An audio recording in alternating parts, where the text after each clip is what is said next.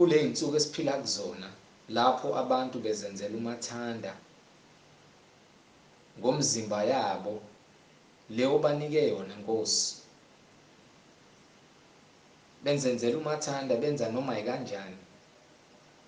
Kodwa wena Nkosi uJesu siyakubonga ukuba amadlebe alaba bezwe izwi lakho enziwe uwena Nkosi ukuthi akwazi ukuthi bezwe izwi lakho. Siyacela njengamanje Nkosi ukuthi ngegama lika Jesu Kristu loyo naloyo yalalele ongazani nawe nalo phambukayo endleleni angabi nakho ukuthula Nkosi, umncishe nje ukuthula, umoya wakho asebenze kuyena, angabi nakho ukuthula empilweni yakhe, azenze isinqumo njengoba uMoses asho ukuthi laba abangokunkosi abeze ngakumina, ukuze laba bayiphikayo inkosi basheshe bazi nakuphakathi enhlizweni zabo ukuthi Nkosi bakuphikile uqobo, ufikile kubona kodwa bakuphika, bavuma amanye amakhosi, bashiya wena njengenkosi nomsindisi. Ngithi Nkosi kulabo abangakasenzi isinqumo ungabanika ukuthula ukuze izwi lakho lisebenze empilweni zabo, benze isinqumo ngoba umuntu umnikile isinqumo, umuntu umnikile ilungelo lokuthi akwazi ukuyikhethela yena, njengasengadini yase-Edeni isithelo esasikhona sasesokulunga nokungalungi. So Nkosi umuntu-ke uyakwazi okuhle nokubi, ekwazini kwakhe okuhle nokubi akenze isinqumo njengamanje umoya engcwele uletha izwi lakho eliphilayo kuyena, enze isinqumo, angakutholi ukuthula engakasenzi isinqumo egameni lika Jesu Kristu enamandla. Amen.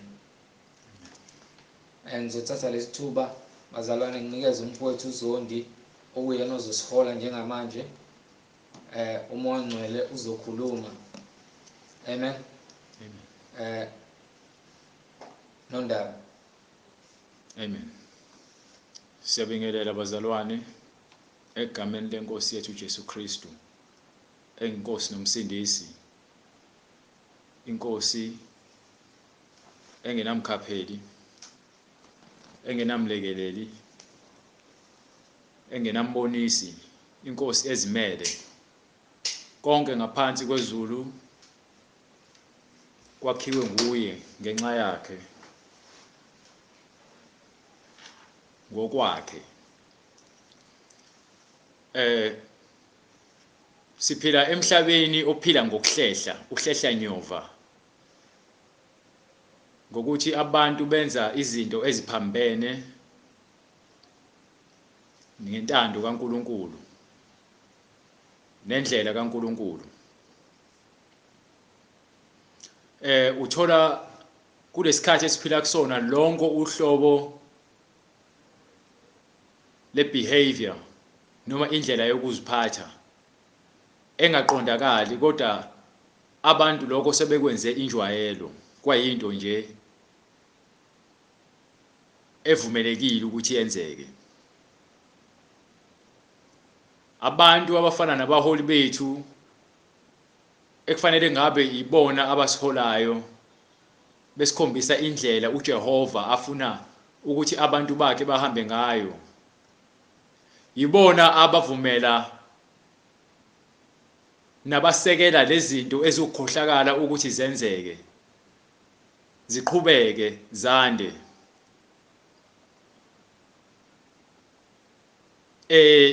Abantu baphila ezweni noma emhlabeni wenkohliso, sebeze bakhohlakala baze bakhohliseka. Lokho sizokugcwalisa ngencwadi uhamba incwadi yakaTimothewu yesibili, incwadi yesibili kaTimothewu uphuthume kuyona.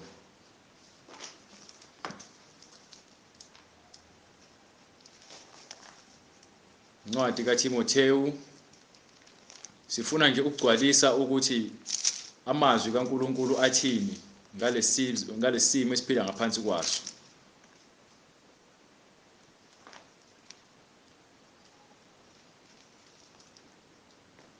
Uzohamba ufuna isahloko sesithathu. uzohamba uqala kuverse, soqala kuverse 12. Amen. Yebo. Incwadi yesibili kuTimotheo. Incwadi yesibili kaTimotheo, isahluko sesithathu. Soqala kuverse 12. Iverse leshumi nambili. Amen. Yebo, bonke abathanda ukuhamba ngokumesaba uNkulunkulu kuKristu Jesu bayakuzingelwa. Yebo, bonke abathanda ukuhamba ngokumesaba uNkulunkulu kuKristu Jesu bayakuzingelwa. Qhubeka. Kepha abantu ababi abenzi bokubi nabakhohlisi abantu abakhohlisa abantu baza kuqhubekela phambili ebubini, bazaqhubekela phambili bande kokubi, bedukisa, befundisa abantu, bedukiswa. nabo bephinde bedukiswa, ngoba uma ufundisa abantu ukudukisa nawe udukile. Amen. Kepha wena yima kulokho okufundile nowaqiniseka kukho. Izikhathi lapho abantu sebekhohlisiwe baphila emangeni, sebeze bajoveka, bejovwa amanga nokukhohlakala. Komabona kude kukhohliswa abantu ngalama TV drama enwabukayo. I-TV drama enye edlala ukukhohlakala ka-SABC 1, lapho kunesitabane esibizwa ngo-JC. UJC Amen. uyasonta usekhwayeni, isitabane kuhlelo la TV sisekhwayeni, indoda eziphethe njengomuntu wesifazane. Ngifuna ungizwise kahle ngoba angifuni ucabanga ukuthi mhlambe lokhu ngikusho ngoba nako ngifuna udumo noma ngifuna ukwaziwa noma ngibhorekile. Mase kuziwa kuizwi lenkosi angidlali. Ngisho ungangibopha, ngisho ungangisuwa, angeke ngize ngikunike lutho, ngingamane ngihlale ngibolele ejele kunokuthi ngiguqele uSathane.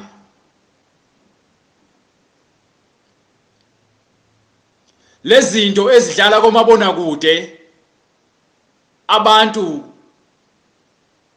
bebukiswa izinto ezikhohlakala, isitabane ebandleni sike khwayeni.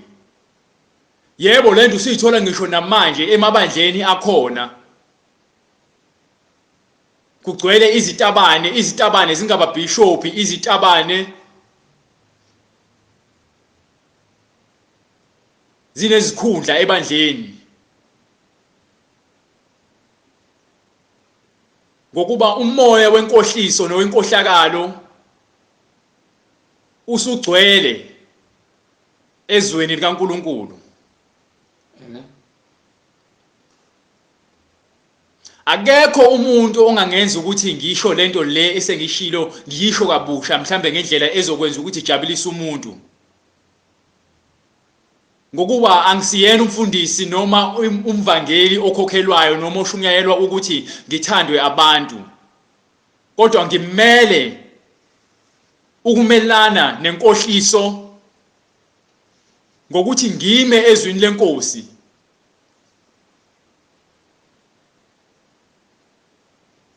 Anginakugudluka ngishone kwa left noma ka right, ngizoqonda ngqo. Yizikhathi manje izwe lonakele liphila nyova, abantu bephila ngokukhohlakala, bengalandeli imfundiso kaNkulunkulu. Ngokuthi abafundisi sebe weak ngoba bayakhokhelwa. Ingakho sobona wonke amalokishi namadolobha kugcwele amatende namasonto namabandla ekwenziwa yonke imikhuba yokukhohlakala. Amen. Bengafundisi ngeqiniso likaNkulunkulu. Ngicela uhambe kwincwadi yaTimotheyu, uhambe kwisahluko sika-4. Amen. Uzoqala from verse 1. Hallelujah. Amen. Hallelujah. Hallelujah. Amen. Hallelujah. Glory to God. Amen. Incwadi yesibili kaTimotheyu. Incwadi yesibili kaTimotheyu, isahluko sesine. Yes sir. Ngizoqala ngifunda ivesi lokuqala. Yes sir. Ngiyaqinisa phambi kukaNkulunkulu. Ngiyaqinisa phambi kukaNkulunkulu ngoKristu uJesu, kusho umpostoli Pawulu ekhuluma noTimotheyu. Ngiyaqinisa phambi kukaNkulunkulu noKristu Jesu. Ngiyaqinisa phambi kukaNkulunkulu noKristu Jesu. Oyakwahlulela abaphilayo nabafileyo. uNkulunkulu, uJesu, Amen. uKristu uye oyakwahlulela wonke umuntu ophilayo nabafileyo. Nangokubonakala kwakhe nombuso wakhe. Nangokubonakala kwakhe nombuso wakhe uyobe sevela uJesu ngalelo langa. Awumazi namhlanje, ngalolo suku lokwahlulelwa mzukwane usufile. Amen. Uyobonakala. Amen. Hallelujah. Hallelujah. Glory to God. Hallelujah. Amen. Uyambona uJesu. Amen. And konke okuzwile nokubonile, okwenzile, okukhulumile kuyabuya kume phambi kwakho. Uma uhlambalaza igama lika Jesu, lolo suku liyokufika, uyokhunjuzwa ngalo. Amen. Amen. Amen. Ngithi shumayela izwi. Awuphinde uqale phansi. Ngiyaqinisa phambi kukaNkulunkulu noKristu Jesu. Amen. Oyakwahlulela abaphilayo nabafileyo. Amen. Nangokubonakala kwakhe nombuso wakhe. Amen. Ngithi shumayela izwi. Thiwa shumayela izwi, kusho umpostoli Pawulu uthi shumayela izwi. Amen. Shumayela izwi. Amen. Why kumele sishumayele izwi? Uqinise noma kuyisikhathi noma kungesiso. Uthi shumayela izwi uqinise. Yabona manje ngihlele ezwini. Isisekelo sami sokuma yizwi lenkosi. Kukuhle kukubi. Kuyisikhathi esihle noma kuyisikhathi esimbi, ngihlele ezwini lenkosi. Amen. Amen. Sola. Thiwa ngisole. Ukhuze. Thiwa ngikhuze. Uyale. Thiwa ngiyale. Ngakho konke. Ngakho konke. Ukubekezela. Hallelujah. Ngakho konke ukubekezela. Nokufundisa. Nokufundisa. Amen. Inhloso yezwi lenkosi ukusola, ukukhuza. Ngokuba kuyakuba khona isikhathi ngokuba kuyakuba khona isikhathi. Ngokuba kuyaba khona isikhathi hallelujah, ngaso isifundiso esiphilayo. Abayonga ukwamukela ngaso isikhathi isifundiso esiphilayo. Yiso loso sikhathi manje. Kepha ngokwezinkanuko zabo. Kodwa ngezinkanuko zabo zezinhliziyo zabo ezilikhuni. Bayakuzibuthela abafundisi. Sebezibuthele abafundisi. Incwadi yayikhuluma leso sikhathi lesi esikusona njengamanje singakofiki. Amen. Leso sikhathi manje sesifikile lapho abantu beziqoqela, abantu bezenza abafundisi, bengebafundisi baNkulunkulu. Amen. Amen. Uyibambe lapho ungasuki lapho. Hambe kwincwadi yaJeremiah chapter 23. Khona soza ukuthi uNkulunkulu uthini ngalaba prophet nabafundisi abazenzayo bezenza abaprofeti bakaNkulunkulu. Amen. Sifuna ukuzwa ukuthi inkosi iza kuthini ngani baprofeti bamanga abayizingilosi zokukhanya. Amen. Zobumnyama, ingilosi zobumnyama abazenza ingilosi zokukhanya. Incwadi kaJeremiah isahluko samashumi amabili nantathu. Yes sir. Ivesi 23. 23. Yes sir. Amashumi amabili nantathu. NginguNkulunkulu eduze. NginguNkulunkulu eduze. Yini usho uJehova. NginguNkulunkulu eduze yini usho uJehova. Ngingesiye uNkulunkulu kude na. Angisiyi uNkulunkulu kude. NginguNkulunkulu oseduze. Ukhona ongacasha ezindaweni ezisithekileyo ukuze ngingamboni na. Ukhona yini noyedwa ongakwazi ukucasha endaweni esithekileyo angabonwa uNkulunkulu nayo yonke imisebenzi yakhe yokungcola. Wena ndoda eshadile, elala nabafazi babantu. Wena ndoda eshadile, elala namanye amadoda. Wena ndoda elala namanye amadoda. Lokho kufihlela umfazi wakho nezingane zakho nabakini. uNkulunkulu uyakwazi. Wena umuntu wesifazane olala nabanye abantu besifazane, uNkulunkulu uyakwazi lokho. Ukhona ongacasha ezindaweni ezisithekileyo ukuze ngingamboni na. Yebo. Usho uJehova. Yebo. Angithi ngiyagcwalisa izulu nomhlaba na. Usho uJehova. uNkulunkulu ugcwalise konke okusemhlabeni. Ugcwalise izulu nomhlaba. Wakubeka phambi kwakhe, akakubekanga emva kwakhe. Konke okwenzeka phambi kwakhe uyakubona, uyakwazi ngoba ukwenzile, ukwenzele yena. Amen. Ngizwile ukuthi bathini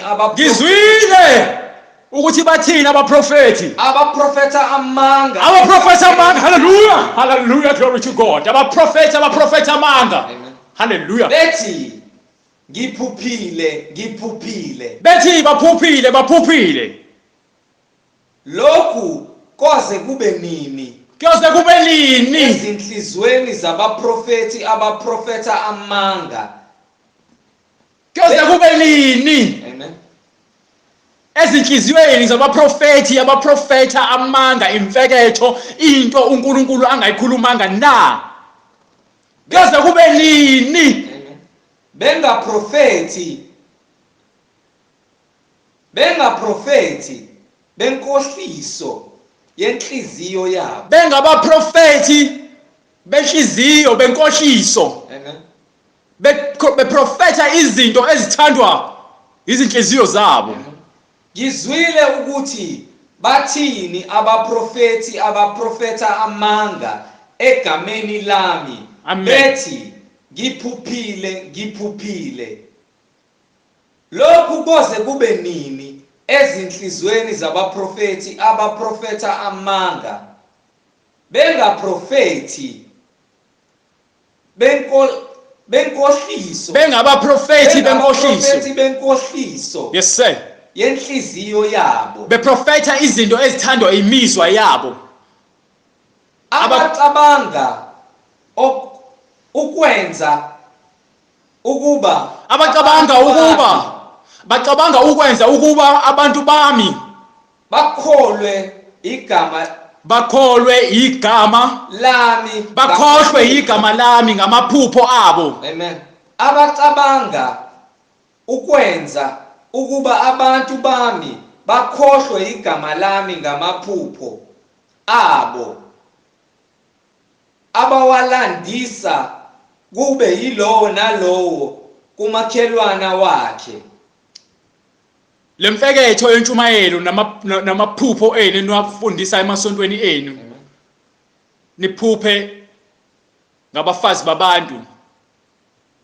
Nibeke izandla kubantu nibakhohlise. Nithi niphuphe abantu benemali. Nithi niphuphe abantu umakhelwane wakho uyakuzonda, nandisa inzondo kubantu. Nishumayela, nifundisa, niprofetha ngezinto ezithandwa yinina ukuze nibe nenzuzo yokuthi nenze imali ngezwi lenkosi. Yes, Lord. Nina ningamaxoki, niyizimpisi ezigqoke isikhumba semvu. Niqashe ngezwi lika Jesu Kristu kodwa nina niyizimpisi. Amen. Nisebenzela ubaba wenu uSathane. Njengalokho oyise bakhohlwa igama lami ngenxa kaBhali na. Nikhohlisa abantu ukuze bakhohlwe nguNkulunkulu. Njengoba noyihlo bokhokho benu benza ukuthi abantu bakhohlwe igama likaNkulunkulu. Bakhonze onkulunkulu abangesibo uNkulunkulu. Niqhuba lapho buyela ngale kuncwadi Timotheyu siqedele. Ayikho into ongayenza ephambene neBhayibheli engeke ize ivele. uJesu Kristu washo wathi konke okwenziwa obumnyameni kuyovela ekukhanyeni. Siqhubeka lapho. Verse 3. Incwadi yesibili kuTimotheyu isahluko sesine. Yes sir. Iverse lesithathu. Yes sir. Ngokuba kuya kuba khona isikhathi abangayikuvuma ngaso isifundiso esiphilayo. Ngokuba kuyaba khona isikhathi and isona leso sikhathi ngiloke ngisho abantu abasafuna ukwamukela iqiniso laNkulunkulu ngoba sebekhohlisiwe. Kepha ngokwezinkanuko zabo manje abantu bayakuzibuthela abafundisi. Sebezibuthele abafundisi Njengokubatshwa kwezindlebe zabo. Bafulathelise izindlebe zabo eqinisweni. Anifuni ukuhamba ngemiyalelo kaJehova. Anifuni ukuhamba ngemiyalelo kaMoya oNgcwele. Baphambukele ezinganekwaneni. Hallelujah. Hallelujah. Glory to God. Lezinganekwana abanxoxela zona abafundisi benu. Bethi uNkulunkulu uthe. Bekhuluma ngamaphupho angekho athandwa inhliziyo zabo. Akukho okufihliwe ongeyuvela. Ngentando kaNkulunkulu konke lokho uNkulunkulu uzokwambula ngoba uthi uNkulunkulu izimvu zakhe egameni kaJesu Kristu. Amen. Ziyalazi izwi lakhe. Amen. Ziyamazi umelusi. Amen. Zizomlandela. Amen. Amen. Kepha wena qonda ezintweni zonke. Kepha wena qonda ezintweni zonke. Ubekezele ekuhluphekeni. Wenze umsebenzi womvangeli. Ngenza manje umsebenzi wobuvangeli. Ngihleli ezwini lenkosi angiguquki. Ufeze ukukhonza kwakho. Akukho noyedwa umuntu ongangijikisa lentshumayelo noma lemfundiso enginayo engiyithatha kuNkulunkulu. Athi ufuna ukuthi mina ngiyeke ngishumayele lokho okufunwa abantu. Amen. Angikuyelanga esikoleni ukufundisa ngeBhayibheli. Amen. Angikubolekwanga ukufundisa ngeBhayibheli. Amen. Lokhu okwaNkulunkulu yilokho uNkulunkulu akufunayo ukuthi kube yikho, hayi ngentando yomuntu, ngentando kaNkulunkulu. wonke umfundisi noma umshumayeli noma umvangeli fanele ahambe ngemiyalelo kaNkuluNkulu afundise konke uNkulunkulu alifundisa ngakho. Akukho umuntu ozothi ngoba naku usaba umuntu athi uzoshumayela ngezinto ezifunwa abantu ngoba nakho abantu banikela kakhulu. Amen. Amen. Uhlele esontweni lakho ufuye omahosha, Amen. ufuye ababulali, ufuye izitabane, ufuye amasela, ufuye iziphingi. Hallelujah. Kodwa uthi usebenzela uNkulunkulu. Amen. Uthi lowo mzimba umzimba kaKristu. Amen. Wena usebenzela uSathane. Hamba uye encwadi kaLeviticus chapter 18. Amen. Leviticus chapter 18.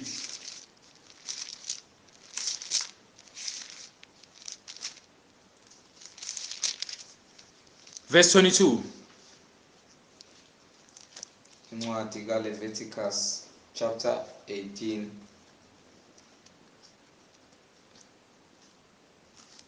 Indlu kaNkulunkulu ufanele cleanwe, fanele kushanelwe. And izwi kaNkulunkulu ilona elizoshanela. Amen. Chapter 19 verse. Ukuze qonde ibandla likaKristu lingabi nasici. Amen. Amen. Incwadi uLeviticus isahluko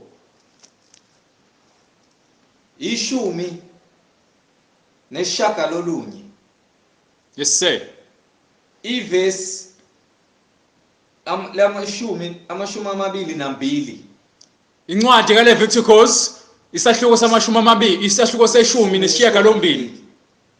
Iverse amashumi amabili nambili. Amen. Umpriest uyakumenzela. Githe chapter 18 verse 22. Amen. Yes sir.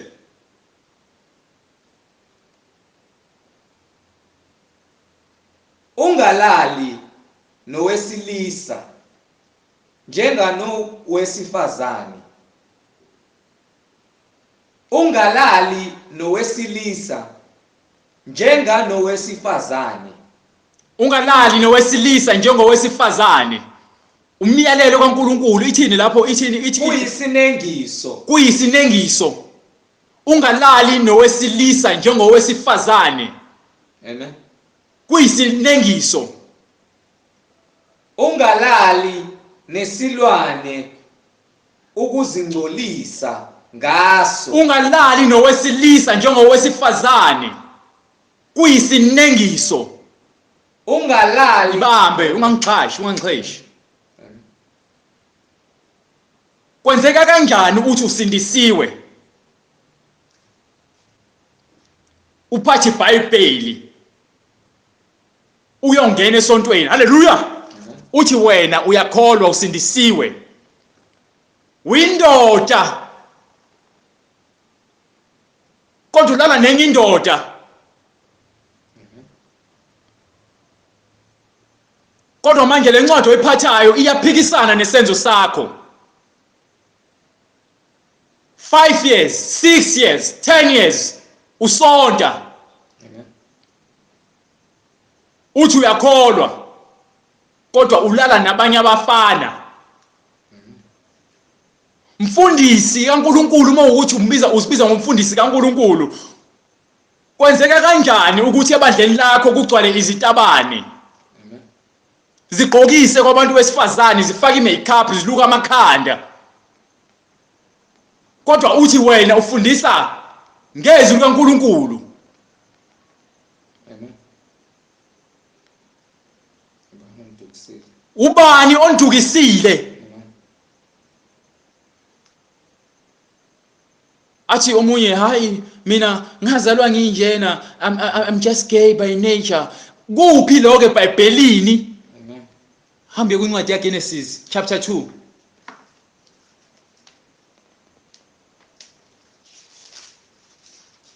Amen.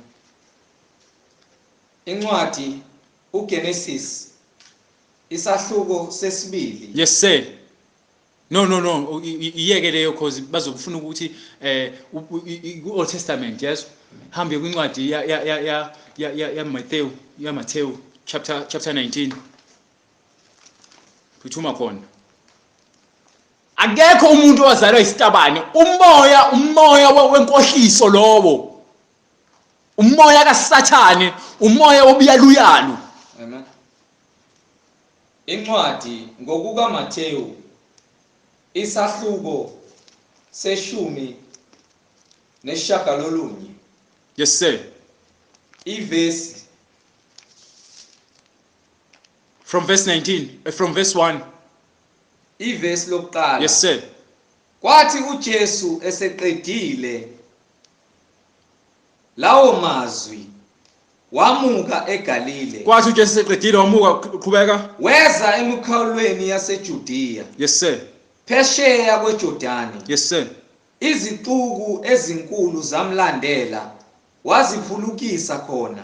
Yes sir. Kwase kusondela kuye abaFarisi bamlinga bathi. Kwase kusondela kuye abaFarisi bamlinga bathini? Kuvunyelwe yini ukuba indoda ilahle umkayo noma ngaliphi icala na? Kuvunyelwe yini ukuthi indoda ilahle umkayo noma ngaliphi icala la? Indoda ilahle umkayo, not indoda ilahle enye indoda. Amen. Amen. Yes sir. Waphendula wathi kubo. Waphendula wathini? Anifundanga yini ukuthi owadala Ibambe.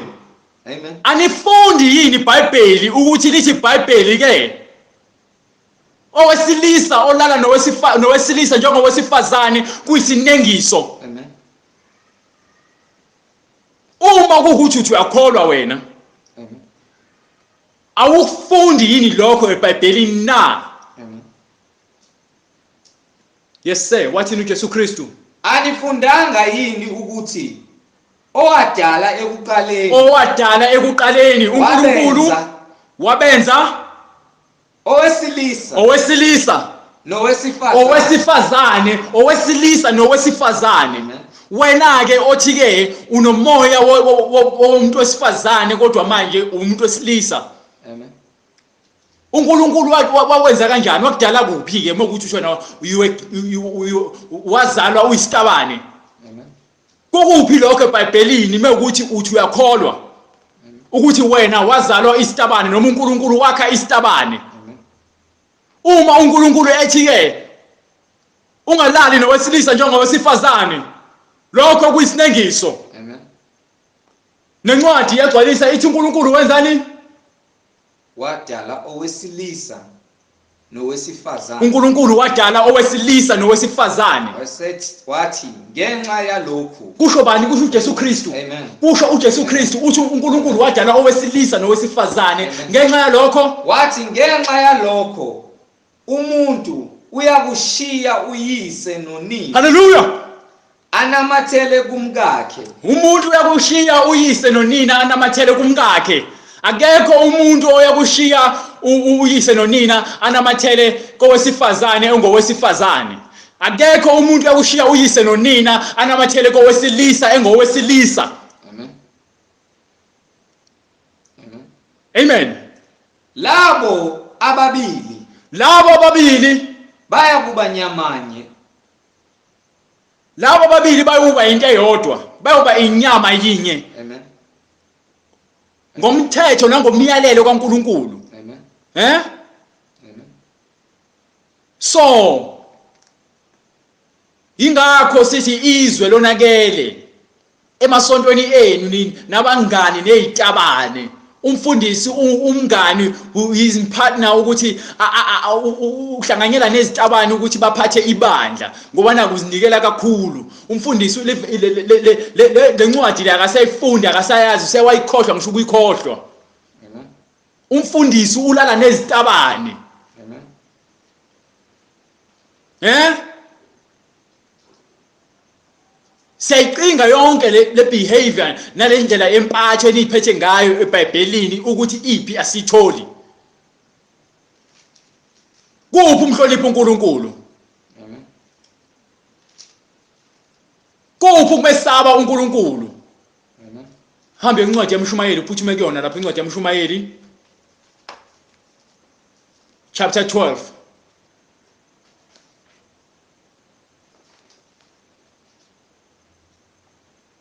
from verse 13. Kuphi ukumesaba uNkulunkulu?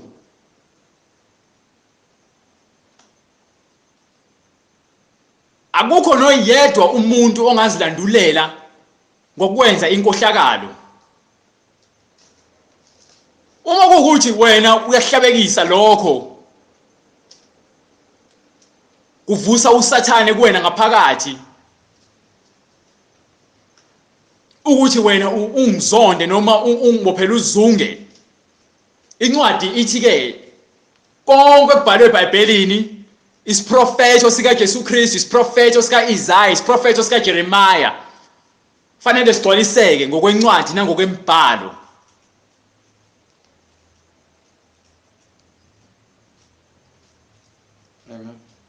Yingakho sishumayela ngokukhulu ukuzimisela sithi siloke simtshela sithi phumani kulamabandla enu afundisa ngezinto eziqhamuka ezinhliziyweni zabafundisi. Phumani kulamabandla enu anamabhishophi nabafundisi abantu besifazane.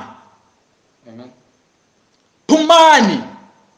Uma ukuthi ufuna ukuzisindisa ngempela, wena uthi ufuna ukukholwa ukuthi uJesu Kristu ngumsindisi nokuthi wena ufuna ukuphila ngendlela engcwele, uzongilalela uzwe izwi lenkosi ikhuluma. Amen. Incwadi umshumayeli isahluko se12. Incwadi yamshumayeli isahluko se12 chapter 12 ivesi verse 13. leshumi nantathu. Yes sir. Verse 13. Yes sir. Nanku ukuphela kwendaba. Nakho ukuphela kwendaba. Lapho sekuzwakele konke. Hallelujah. Lapho sekuzwakele konke. Mesabe uNkulunkulu. Mesabe uJehova. Hallelujah. Gcine imiyalo yakhe. Gcine imiyalelo kaNkulunkulu. Ngokuba lokho kungokwabantu bonke. Hallelujah. Hallelujah. Glory to God. Ngokuba lokho kungokwabantu bonke. Akukhethile. Amen. Akukho ukuthi khona umlungu. Amen. Akukho khona ukuthi khona India. Akukho ukuthi khona iChina. Akukho ukuthi khona umuntu omnyama. Akukho ukuthi khona iColored. Amen. Amen. Ngokuba uNkulunkulu uyakuyisa. Hlehla kancane uphinde emumva. Nakhu ukuphela kwendaba. Nakho ukuphela kwendaba, nakho umphela ndaba. Lapho sekuzwakele konke. Lapho sekuzwakele konke. Mesabe uNkulunkulu. Mesabe uNkulunkulu, mesabe uJehova. Ugcine imiyalo yakhe. Mesabe uNkulunkulu, mesabe uJehova, ugcine imiyalelo yakhe, ugcine izimiso zakhe. Ngokuba lokho kungokwabantu bonke. Kungokwabantu bonke. Ngokuba uNkulunkulu uyakuyisa. Ngokuba uNkulunkulu uyakuyisa. Ngokuba uNkulunkulu uyakuyisa. Ngokuba uNkulunkulu uyakuyisa yonke imisebenzi ekwahluleleni. Uyakuyisa yonke imisebenzi ekwahluleleni. Uyakuyisa yonke imisebenzi ekwahlulelweni. uNkulunkulu uthi ke uza kuyisa yonke imisebenzi ekwahlulelweni. Wena ndoda lala namanye amadoda. Wena mfundisi olala namadoda. Wena ndoda eshadile olala namanye amadoda. Wena umuntu wesifazane olala nabanye abantu besifazane. Uthini uNkulunkulu? Hallelujah. Uyakuyisa yonke imisebenzi ekwahluleleni kanye nakho konke okufihliweyo, noma kuhle, noma ngabe kuhle, noma ngabe kubi. Lokushumayela kwami uma kuukuthi ngishumayela ngendlela, kuyokiswa ekwahlulelweni ukuthi uNkulunkulu abheke ukuthi mina ngishumayela ngendlela afuna ngayo yini. Uma kuukuthi mina angishumayelanga ngendlela uNkulunkulu afuna ngayo, ngashumayela ngendlela ezojabulisa abantu, ikita zamadlebe abantu nenhliziyo zabantu, ngiye esirogweni mina. uma kuwukuthi mina ngiqamba amanga ngezwi lenkosi ngoba ukuthi ngifuna imali ngiye esihogweni mina. Uma ngishumayele izwi ngendlela uNkulunkulu afuna ngayo nangendlela uNkulunkulu athanda ngayo egculisa yena. Ngezulwini mina. Ngiya kuJerusalem entsha mina. Hallelujah. And ngizimisele angijiki. Angikhathali ukuthi ngabe upresident akathanda ukuthi ngishumayele kanje. Angikhathali ukuthi ngabe uma wakho noma ubaba wakho noma umkhulu wakho noma wena uzalwa nesitabane awuthandi ukuthi ngishumayele kanje. Angikhathali ukuthi ngoba wasekhaya. Amen. Ngizohlala ezwini lenkosi. Ngithi shumayela izwi. Hallelujah! Hallelujah, glory to God. Hallelujah. Hallelujah. Noma kuyisikhathi. Shumayela izwi.